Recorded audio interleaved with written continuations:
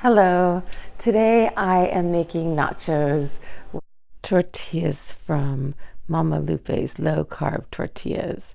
They're wonderful. They only have 3 net carbs in them. They taste just like regular tortillas. You can make turkey wraps with them, burritos, taquitos, or nachos like I'm doing today with them. So today like I said, I'm making nachos. So I just cut up a few of them, put them on the plate or on this platter. I always boil down so that things don't stick, and I spray is the organic avocado oil spray. It's nice to use because it's got a high smoking point and it's organic. That literally took 30 seconds to do, and then I flipped them over and did them another 30 seconds on the other side. So now I'm going to put the cheese on them.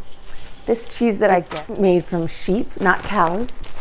I don't like the way we treat our cows in this country, so I search out cheeses and dairy products that are from other countries. And this one is from New Zealand, and it's made with sheep's milk, and it's all organic. It's our free range, the whole bit, and it tastes really good. It's like a sharp cheddar. And again, it's at Trader Joe's. Cheese does not come grated. I just buy the blocks. This is about 3 blocks worth, and I shove them through my food processor. I made these for my neighbor the other day and she loved them, so I thought I'd make them for you guys, just so you can see. It's 4th of July, so we can still enjoy with some Mexican food even though we're keto eaters. Kind of smushed them all together so that the cheese doesn't end up all on the bottom of the tin. It just will be on the chips. So here we go. The cheese is all on the chips. I'm just going to stick them back in here. I have a feeling it's going to be another 30 seconds. Literally like 30 seconds and the cheese was melted.